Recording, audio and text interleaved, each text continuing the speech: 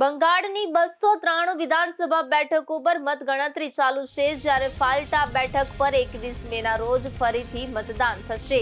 પ્રારંભિક વલણોમાં ભાજપ મજબૂત સ્થિતિમાં જોવા મળી રહી છે અને 150 બેઠકો પર આગળ છે, જ્યારે તૃણમૂલ કોંગ્રેસ 92 બેઠકો પર લીડ ધરાવે છે. પ્રધાનમંત્રી નરેન્દ્ર મોદીએ જ્યાં ઝાલમુરી ખાધી હતી તે વિસ્તારમાં પણ ભાજપનું પ્રદર્શન મજબૂત છે.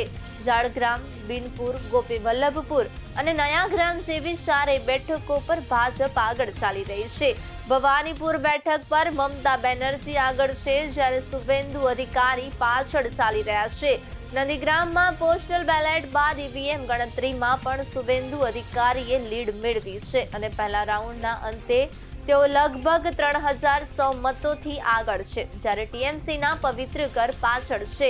હાવડા જિલ્લાના 181 અમદા વિધાનસભા બેઠક પર ભાજપના ઉમેદવાર અમિત સામંત 734 મતોથી આગળ છે. સાથે જ આરજી કર રેપ પીડિતાની માતા રત્ના દેબનાથ પણ પોતાના વિસ્તારમાં આગળ ચાલી રહી છે.